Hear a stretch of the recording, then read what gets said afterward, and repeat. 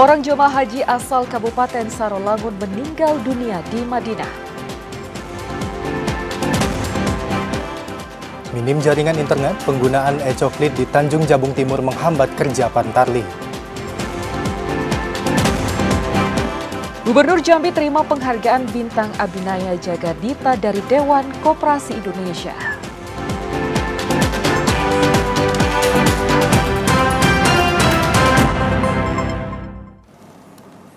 Assalamualaikum warahmatullahi wabarakatuh. Terima kasih Anda masih menyaksikan Jambi hari ini, edisi Minggu 14 Juli 2024. Ya, selain 3 topik utama tadi, tim redaksi kami telah menyiapkan sejumlah informasi penting dan menarik lainnya untuk Anda. Bersama saya, Omil Hayadi. Dan saya Alhimni Raihan, inilah Jambi hari ini selengkapnya.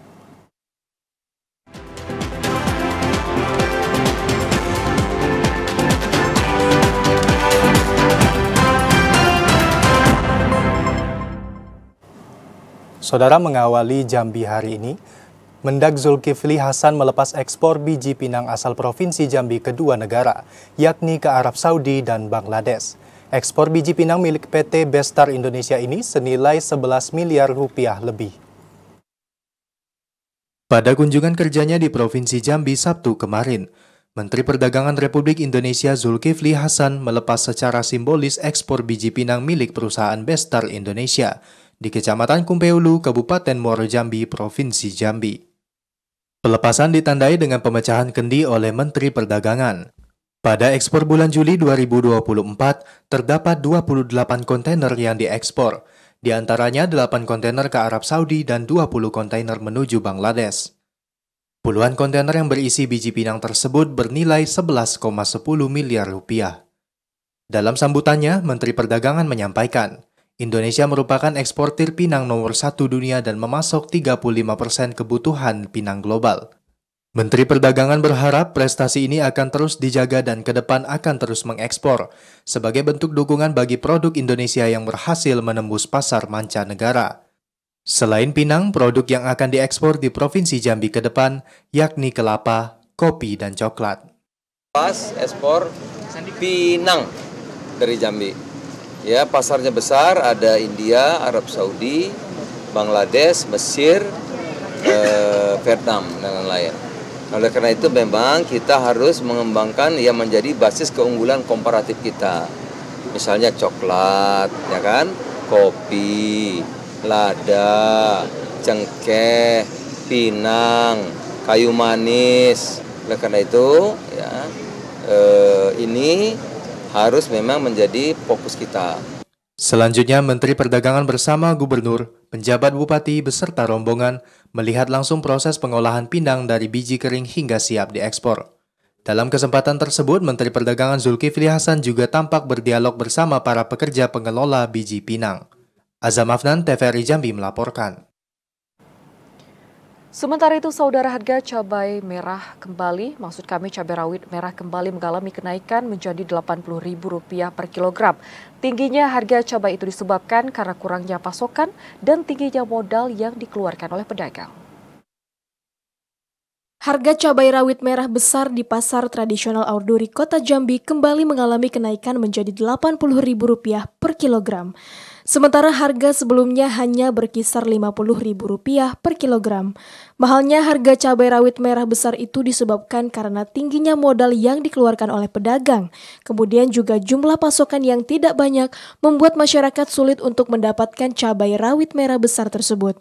Sementara harga cabai lainnya masih relatif stabil seperti cabai merah yang hanya Rp35.000 per kilogram. Kemudian harga cabai rawit hijau mencapai Rp60.000 per kilogram. Sementara itu belum diketahui secara pasti penyebab kurangnya pasokan cabai di Kota Jambi. Dimungkinkan pasokan belum masuk ke Kota Jambi sehingga jumlah pasokan berkurang. Cabai berapa? Cabai merah 35. Ya inilah yang setan 80, ini 60. Ada kenaikan, Bu, ya? Iya, kalau setan naik lagi ya. Naik berapa? Adalah 20% misalnya. Jadi 40 kan? Jadi 60 dia modalnya. Naik lagi ke 80. Iya. Para pedagang berharap pemerintah Kota Jambi dapat menstabilkan harga cabai di pasar tradisional Kota Jambi, sehingga masyarakat tidak mengeluh ke pedagang dengan harga yang cukup tinggi. Joko, TVRI Jambi melaporkan. Memasuki pekan kedua bulan Juli 2024, harga cabai merah dan bawang merah di pasar tradisional modern Muara Bungo alami penurunan harga drastis. Sedangkan harga cabai rawit terus mengalami kenaikan. Informasi selengkapnya akan disampaikan kontributor TVRI Jambi Mukriandi. Halo, selamat sore Mukriandi. Ya, selamat sore Rehan. Ya, bagaimana kondisi harga dari bahan pangan khususnya harga cabai saat ini Mukriandi? Baik, dapat kami sampaikan pada hari ini, Juli 2024, di pasar tradisional modern Muara Bungo pada hari ini, harga bahan pangan seperti cabai mengalami penurunan yang cukup drastis. Di mana pada hari ini sampai sore hari ini, harga cabai di pasar tradisional modern Muara Bungo di harga 22 hingga 25.000 per kilogramnya. Di mana harga sebelumnya harga cabai merah ini di harga 50 hingga 55.000 per kilogramnya. Begitu juga bahan pangan lainnya seperti bawang merah juga mengalami penurunan yang cukup drastis. Di mana pada hari ini harga bawang merah juga turun di harga 25.000 per kilogramnya. Namun sebelumnya harga bawang merah ini di harga 45 hingga 50.000 per kilogramnya. Namun berbeda terbalik dengan harga cabai rawit merah maupun cabai rawit hijau, di mana pada minggu sore hari ini cabai rawit hijau maupun cabai rawit merah di harga 45.000 hingga 50.000 per kilogramnya. Begitu juga harga bahan pangan seperti tomat juga mengalami yang cukup drastis penurunannya. Pada hari ini harga tomat pun menurun di harga Rp4.000 per kilogramnya, di mana sebelumnya harga tomat ini tembus di harga Rp10.000 per kilogramnya. Demikian Rehat. Ya. Lantas apa penyebab dari tidak stabilnya harga komoditas cabai di Muara Bungo? Baik, dapat kami sampaikan penyebab tidak stabilnya harga pangan seperti cabai maupun bawang di pasar tradisional modern Muara Bungo pada 3 hari belakangan ini dikarenakan bahan pangan tersebut seperti cabai maupun merah stoknya melimpah, di mana para pemasok dari berbagai daerah terus mengalir ke pasar tradisional Muara Bungo, sehingga dengan limpahnya stok pangan seperti cabai maupun bawang merah sehingga otomatis harga mengalami penurunan. Itu juga dari kami di lokasi pasar tradisional modern Muara Bungo, karena pembeli sendiri maupun ibu rumah tangga lebih bersemangat membeli harga cabai maupun bawang merah, karena harga dengan turunnya harga sekarang ini ibu rumah tangga lebih mengandalkan pembelian cabai maupun bawang lebih banyak lagi dari hari biasanya. Itu pun dikarenakan untuk stok bagi ibu rumah tangga. Demikian. Kemudian langkah antisipasi apa yang dilakukan oleh pemerintah dalam menyikapi ketidakstabilan harga bahan pangan saat ini, Mukriandi? Baik, dari penurunan harga bahan pangan di Kabupaten Bungo, tepatnya di pasar tradisional Muara Bungo ini sudah berjalan selama 3 hari. Dari informasi yang kami dapatkan dari pemerintah Kabupaten Bungo, melalui tim pengendalian inflasi daerah maupun dari Dinas Ketahanan Pangan dan Perindakob, untuk 3 hari ke depannya pemerintah Kabupaten Bungo akan memantau terus harga di Kabupaten Bungo, sehingga sudah melewati 3 hari ke depan dan harga masih anjlok, maka pemerintah Kabupaten Bungo akan berinisiatif akan melakukan penggandengan terhadap petani lokal Bungo, terutama petani cabai, karena memasuki bulan Juli ini petani cabai di Bungo melakukan panen raya. Di saat panen raya ini harga cabai juga bermunculan dari pasca cabai juga bermunculan dari daerah lain, daerah pemasok lain seperti dari Jawa dan Sumatera Barat maupun dari Kabupaten Kerinci. Sehingga untuk memastikan harga stabil, Bungo akan terus memantau sehingga akan melakukan pembelian pangan cabai dari petani lokal guna melindungi petani lokal, sehingga petani lokal untuk kedepannya akan terus melaksanakan penanam cabai secara berkala. Itu pemerintah ke depan 3 hari ke depan akan terus memantau antisipasi di mana untuk menstabilkan harga yang tidak terlalu rendah maupun harga cabai maupun bawang tidak terlalu tinggi. Demikian. Harga dari bahan pangan dan khususnya cabai saat ini sedang mengalami penurunan. Terima kasih Mukriandi atas laporan Anda dan selamat kembali bertugas. Saudara, masih mengenai harga di pasar, anjloknya harga cabai membuat petani cabai berharap pemerintah dapat menstabilkan kembali harga cabai di tingkat petani. Pasalnya harga cabai di bawah Rp30.000 per kilogram dipastikan membuat para petani merugi.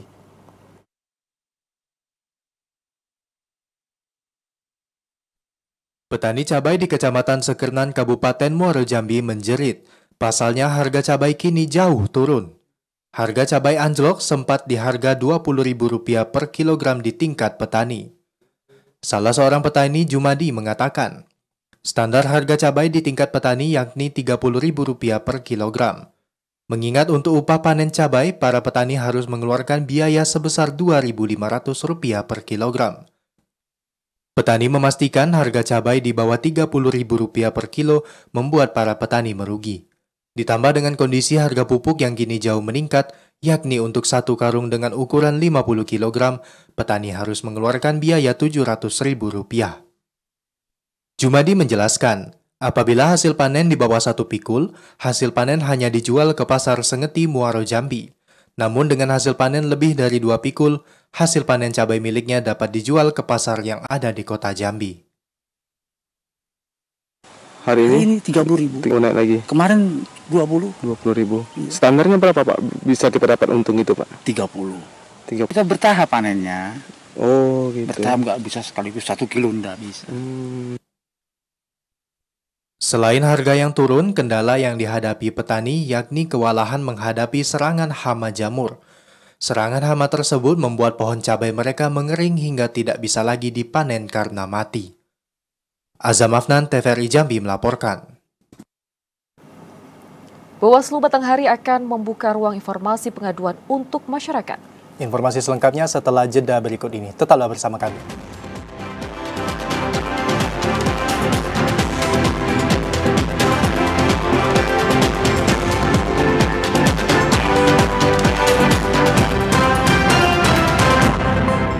Terima kasih saudara masih bersama kami di dalam Jambi hari ini segmen Pilkada. Tahapan proses coklit Pilkada tahun 2024 masih terus berjalan. Dalam tahapan ini Bawaslu Kota Sungai Penuh menurunkan sebanyak 69 panitia pengawas kelurahan dan desa untuk memperketat pengawasan proses coklit di 69 desa Kota Sungai Penuh. Proses pencocokan penelitian data atau coklit terhadap data Pilkada tahun 2024 masih terus dilakukan oleh petugas data pemilih atau Pantarlih hingga 24 Juli 2024. Dalam tahapan ini, Badan Pengawas Pemilu Kota Sungai Penuh mengerahkan 69 petugas pengawas kelurahan dan desa untuk memperketat pengawasan dan diinstruksikan untuk turun langsung ke lapangan. Kordip HP2H Bawaslu Kota Sungai Penuh Muhammad Hashim mengatakan, upaya ini dilakukan agar tidak ada lagi ditemukan data pemilih ganda. Panitia pengawas kecamatan juga sudah diinstruksikan oleh Bawaslu untuk melakukan uji petik guna memastikan petugas Pantarlih di setiap TPS sudah mendatangi rumah-rumah warga, melakukan pencoklitan sesuai dengan aturan yang berlaku. Sungai Penuh sampai dengan ke jajaran pengawas kelurahan desa hari ini juga melaksanakan uji petik terkait dengan daftar pemilih yang akan digunakan untuk Pilkada serentak tahun 2024. Ada 69 pengawas kelurahan desa yang kita turunkan untuk melakukan uji petik. Yang mana uji petik ini kita ambil setiap harinya ada 10 sampel per kakak. Yang mana uji petik kita lakukan selama 21 hari sesuai dengan instruksi dari Bawaslu Provinsi Jambi. Bawaslu juga mengimbau jika ada warga yang belum terdata dalam data Pilkada serentak mendatang, silahkan melapor ke pengawas kelurahan atau desa, Panwascam setempat atau ke Bawaslu Kota Sungai Penuh untuk menjaga hak pilih warga pada Pilkada serentak 2024. Fahlan, TVRI Jambi melaporkan. Sementara itu, Saudara Bawaslu Kabupaten Batanghari akan membuka ruang informasi pengaduan bagi masyarakat yang belum dilakukan tahapan coklit oleh petugas. Posko pengaduan ini pun tersebar di setiap sekretariat pengawasan desa, kecamatan maupun kabupaten.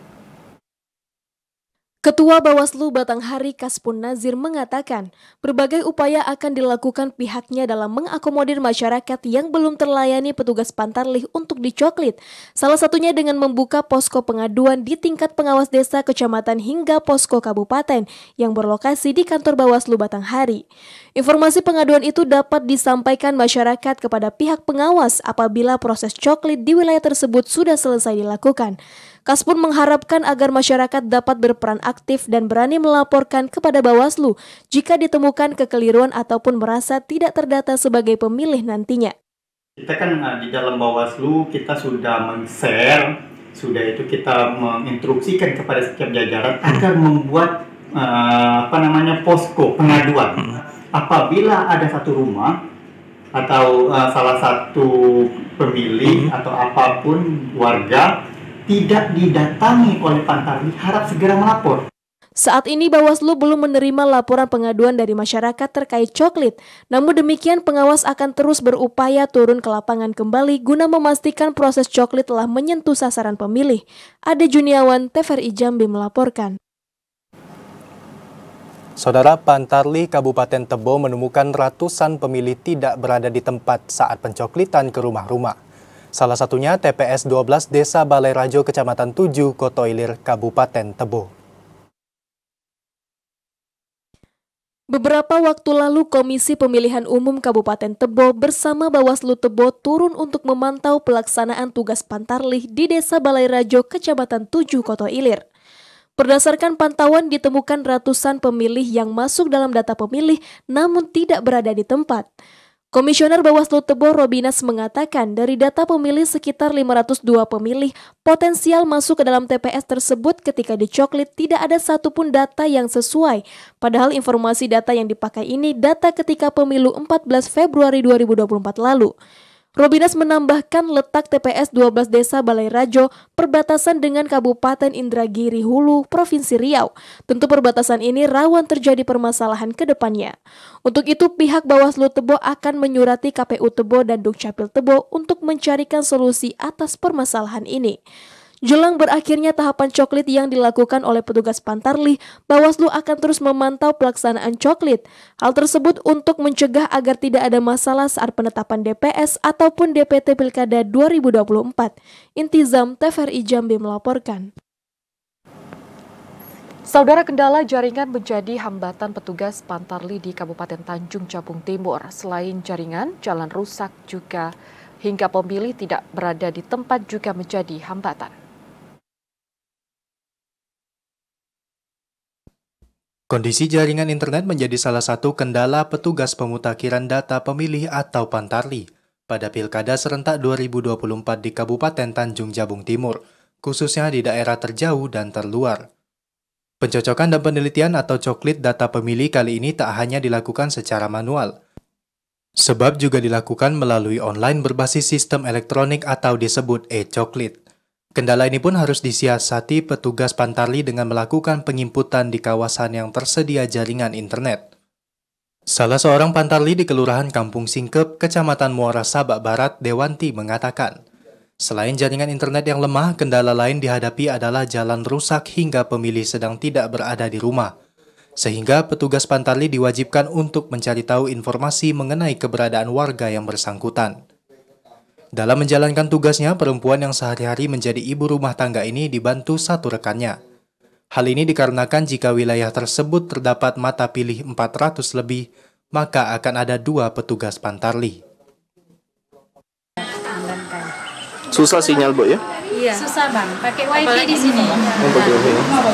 Selain sinyal, kendalanya apa, Bu? Jalan kan, jalan yang buruk, yang masuk-masuk seperti di lorong kan, apalagi hari hujan kan, pastinya kita harus jalan kaki, nggak bisa pakai motor. Kalau jalan kering satu hari itu berapa rumah biasa kita datangi? Kami bisa sekitar 30 kakak bisa. Tahapan coklit dilakukan hingga 24 Juli 2024 mendatang, sebelum disusun daftar pemilih sementara atau DPS yang paling lambat pada 8 Agustus mendatang. Petugas Pantarlih diminta untuk segera melakukan pencoklitan. Kliva Patria, TVRI Jambi melaporkan.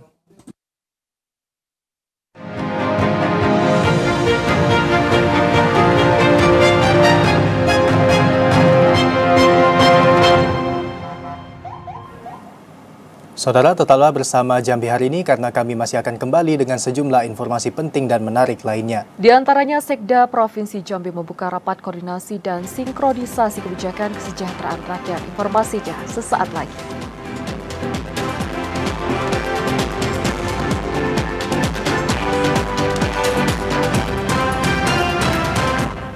Anda kembali dalam Jambi hari ini di segmen advertorial. Dinilai memiliki kepedulian dalam pengembangan koperasi di daerah, Gubernur Jambi Al-Haris meminta menerima penghargaan Bintang Abhinaya Jagadita dari Dewan Koperasi Indonesia. Gubernur Jambi Al-Haris kembali meraih penghargaan bergengsi tingkat nasional. Kali ini orang nomor 1 di Provinsi Jambi itu meraih penghargaan Bintang Abhinaya Jagadita dari Dewan Koperasi Indonesia. Penghargaan tersebut diterima Al-Haris pada puncak peringatan Hari Koperasi Tingkat Nasional ke-77 tahun 2024 yang berlangsung di Batam, yang diserahkan langsung oleh Menteri Koordinator Perekonomian Republik Indonesia Airlangga Hartarto.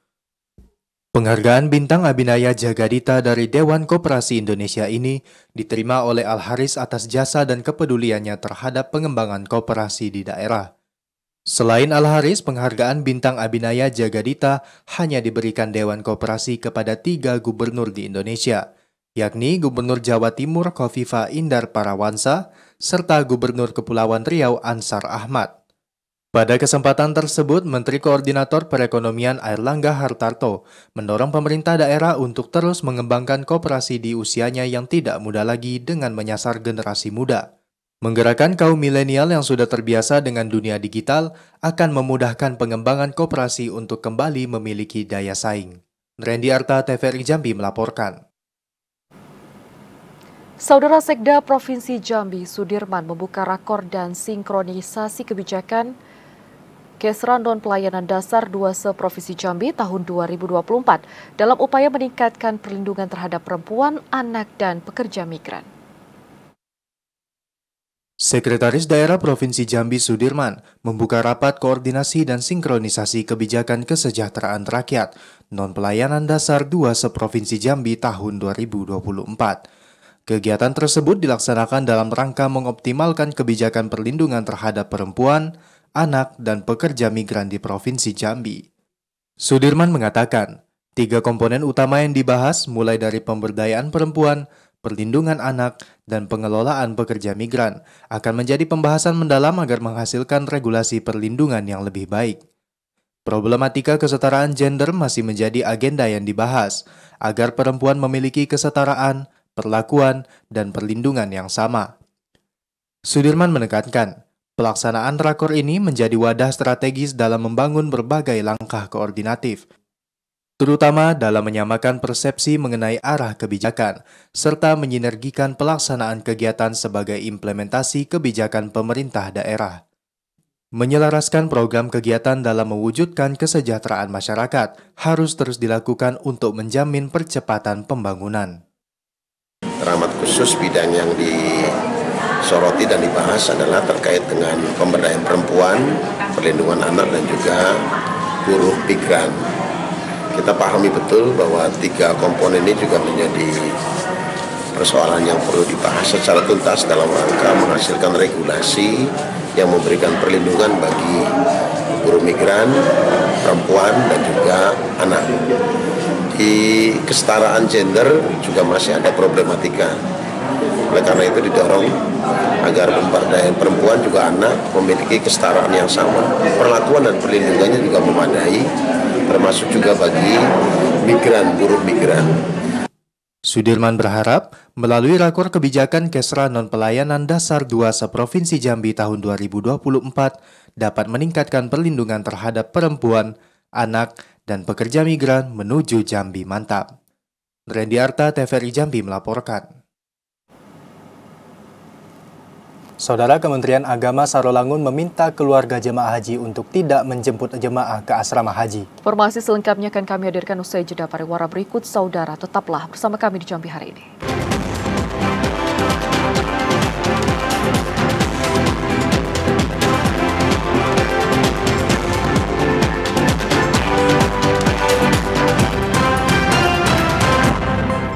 Terima kasih Anda masih bersama kami di dalam segmen seputar ibadah haji. Saudara, menjelang kepulangan rombongan jemaah haji Kabupaten Sarolangun ke tanah air, seorang jemaah haji kloter 22 asal Kabupaten Sarolangun meninggal dunia di kota Madinah. Jemaah haji yang meninggal dunia berasal dari Kecamatan Singkut atas nama Slamet bin Wirya di Harja. Kabar duka datang dari rombongan jemaah haji embarkasi Batam. Jemaah haji yang tergabung dalam kloter 22 asal Kabupaten Sarolangun meninggal dunia di kota Madinah atas nama Slamet bin Wirya di Harja berusia 71 tahun. Beralamat di RW 5 Singkut 1, Kelurahan Sungai Benteng, Kecamatan Singkut, Kabupaten Sarolangun. Almarhum berangkat haji bersama istrinya. Kepala Kementerian Agama Kabupaten Sarolangun Muhammad Syatar dalam rilisnya menjelaskan, almarhum meninggal dunia tanggal 13 Juli 2024 kemarin. Sebelum meninggal sekitar pukul 6 waktu Arab Saudi, pihak keluarga mengabarkan ke petugas kesehatan bahwa kondisi almarhum tiba-tiba tidak sadarkan diri. Petugas kesehatan segera melakukan resusitasi jantung dan pukul 6:30 waktu Arab Saudi, almarhum dirujuk ke Rumah Sakit Al-Haram Madinah dan langsung mendapatkan perawatan intensif oleh pihak rumah sakit. Dan sekitar pukul 7:13 waktu Arab Saudi, pihak rumah sakit menyatakan pasien meninggal dunia. Kemudian selepas sholat asar, almarhum disolatkan di Masjid Nabawi dan dimakamkan di Makam Baqi' Madinah. Almarhum meninggal dunia dikarenakan memiliki riwayat penyakit hipertensi. Sebelumnya di tanggal 28 Juli 2024, almarhum sempat dirawat di Rumah Sakit Al-Nur, Kota Mekah selama 3 hari dan pulang dalam keadaan sehat. Edi Kusnadi, TVRI Jambi melaporkan. Saudara, untuk menjaga kondusivitas, Kemenag Kabupaten Sarolangun meminta keluarga rombongan jemaah haji untuk tidak menjemput kepulangan jemaah haji ke bandara dan asrama haji Jambi pada tanggal 16 Juli 2024 mendatang. Menjelang kepulangan jemaah haji kloter 22 asal Kabupaten Sarolangun, jajaran Kemenag Sarolangun telah mengimbau seluruh keluarga para jemaah haji agar tidak menjemput rombongan jemaah haji ke asrama haji Jambi. Pihak keluarga diminta untuk menunggu kepulangan di Masjid Agung As-Suton Sarolangun. Kepala Kementerian Agama Kabupaten Sarolangun Muhammad Syatar mengatakan, berdasarkan jadwal kepulangan jemaah haji kloter 22 pertama, rombongan jemaah haji asal Kabupaten Sarolangun akan tiba di Jambi tanggal 16 Juli. Rombongan yang tergabung bersama jemaah haji kota Jambi akan berangkat dari Arab Saudi di tanggal 15 Juli besok dan tiba di Bandara Hang Nadim Batam tanggal 16 Juli hari Selasa. Kemudian rombongan jemaah haji langsung diterbangkan di Bandara Sultan Taha Jambi. Pihaknya sudah menyiapkan proses penjemputan dan kedatangan jemaah haji dengan kesiapan bus ke bandara dan pengawalan dari pihak kepolisian. Kementerian Agama memastikan proses kepulangan sama dengan proses keberangkatan. Sebaiknya nggak usah menjemput ke Jambi. Kenapa? Karena jamaah itu tidak ada waktu untuk keluar dari asrama. Kita akan konsentrasi, kita akan fokuskan jamaah aktif. Setelah sampai di asrama, acara seremonial serah terima dari panitia penyelenggaraan haji provinsi ke panitia penyelenggaraan haji kabupaten kota. Nah, kemudian ya mandi, mungkin mempersiapkan sholat, langsung nanti kita masuk bis. Titik penjemputan dan kedatangan rombongan jemaah haji di Kabupaten Sarolangun akan dipusatkan di Masjid Agung As-Suton Sarolangun. Edi Kusnadi, TVRI Jambi melaporkan. Beralih ke informasi selanjutnya, saudara, pasca dibayarkan uang ganti rugi, Gerbang Sekolah Dasar Negeri 212 Kota Jambi telah dibuka. Orang tua siswa pun bergotong royong bersama membersihkan sekolah menyambut gembira hari pertama masuk sekolah pada 15 Juli. Beginilah kekompakan wali murid siswa Sekolah Dasar Negeri 212 Kota Jambi membersihkan halaman sekolah jelang hari pertama masuk sekolah pada 15 Juli 2024. Mereka menyambut dengan gembira karena kembali dapat menggunakan gedung sekolah untuk aktivitas belajar mengajar. Hal itu setelah gerbang sekolah yang semula dipagar dengan seng sekarang sudah dibuka setelah ganti rugi tanah dibayarkan ke pemilik tanah Hermanto melalui Pengadilan Negeri Jambi. Salah satu wali murid siswa Susilawati mengaku senang dan rela meninggalkan pekerjaan di rumah hanya untuk membersihkan sekolah. Susilawati bersyukur gerbang sekolah sudah dibuka dan anak-anak dapat bersekolah kembali. Kalau kemarin sih kami ya susah juga ya, jadi galau gitu kan. Masuk sana jauh, masuk sini tutup gitu kan. Sedangkan kita ini tidak punya kendaraan gitu kan. Jadi kalau sekarang ini sudah dibuka SD ini sangat gembira sekali kan. Malah kita rela ninggalin pekerjaan rumah demi membersihkan lapangan sekolah gitu. Sementara itu, Kepala Sekolah SD Negeri 212 Kota Jambi, Sapiro mengatakan pihaknya siap menyambut kembali siswa untuk belajar. Ia juga memastikan proses KBM tetap berjalan normal seperti biasanya di sekolah. Ini kegiatan kami gotong royong bersama masyarakat, lurah, camat, babinsa, semua. Untuk gotong royong ini mudah-mudahan besok kegiatan siswa untuk menyambut siswa belajar seperti biasa SD 212. Untuk kesiapan besok sekolah gimana sama siswa barunya? Siapa? Ya, untuk kesiapan besok bersama siswa kami sementara kan dikumpulkan dulu besok pagi. Setelah itu nanti kita akan membagikan kembali kelas belajar kelas di mana dia. Gerbang sekolah tersebut telah dibuka secara resmi pada Jumat sore kemarin. Hal ini setelah Pemkot Jambi membayarkan ganti rugi tanah sesuai dengan putusan Mahkamah Agung melalui Pengadilan Negeri. Joko, TVRI Jambi melaporkan.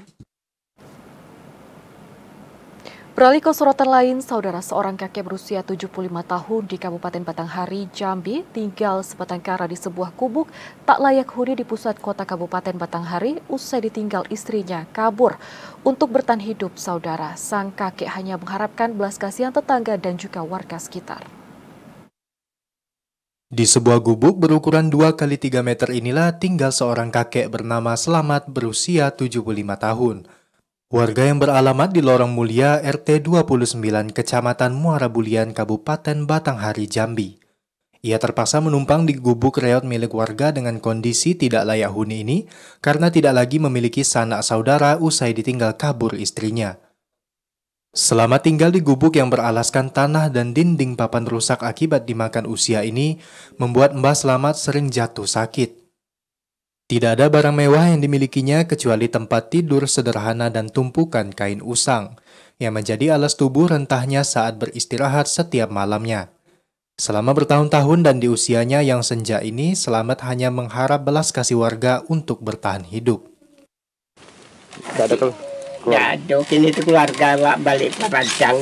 Dulu tuh ada lah keluarga di Cikoko, tapi malam terus terang kali kurang sehat. Damping itu ada lah, itu yang dimakan itulah bantuan dari pemerintah. Meski hidup sebatang kara dan jauh dari cukup, sang kakek tetap merasa bersyukur karena masih ada tetangga dan warga sekitar yang mau berbaik hati padanya. Warga sekitar juga berharap agar pemerintah dapat memberikan perhatian dengan memberikan tempat tinggal yang layak untuk Mbah Selamat di sisa usianya yang senja ini. Ade Juniawan, TVRI Jambi melaporkan. Saudara, batik merupakan warisan budaya Nusantara yang memiliki nilai dan perpaduan seni yang tinggi. Salah satu jenis batik yang berkembang di Indonesia yakni batik ekoprint. Lahirnya ekoprint tidak hanya sebagai produk ramah lingkungan, tetapi juga sebagai wujud penghargaan terhadap sumber daya alam.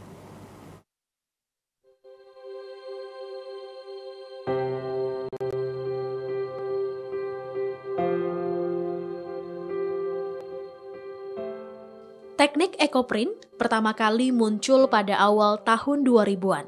Teknik yang menggabungkan pewarnaan alami dan seni ini merupakan produk fashion ramah lingkungan yang terbuat dari bahan alami. Lahirnya ekoprint berawal dari kepedulian terhadap pelestarian alam. Hal ini membuat sebagian orang memilih untuk beralih ke produk ramah lingkungan. Lahirnya ekoprint tak hanya sebagai produk ramah lingkungan, namun juga sebagai wujud penghargaan terhadap sumber daya alam. Seni mencetak warna dan motif pada suatu media organik dengan teknik penggunaan bahan alami menghasilkan pigmen warna atau memiliki tanin yang kuat.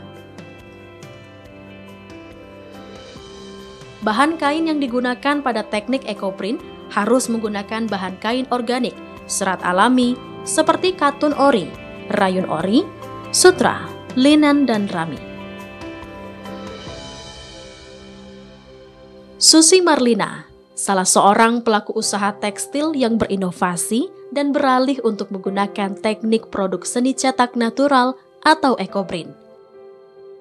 Awalnya, ibu dari 2 orang anak ini tertarik beralih ke ekoprint karena menyadari bahwa industri fashion menjadi penyumbang limbah terbesar dan dapat merusak keseimbangan bumi. Sepertinya udah mulai ada ketertarikan masyarakat dengan produk ekoprint ini.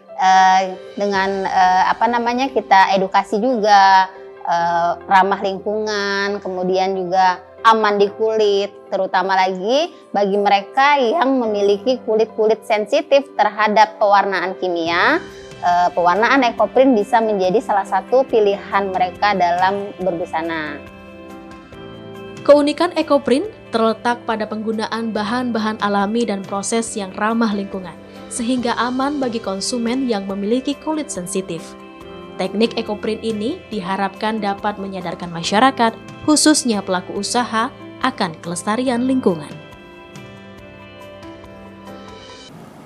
Saudara, demikian Jambi hari ini. Terima kasih atas perhatian dan kebersamaan Anda. Saya Alhim Diraihan. Dan saya Omil Hiadi bersama kerabat kerja yang bertugas pamit undur diri. Wassalamualaikum warahmatullahi wabarakatuh dan sampai jumpa.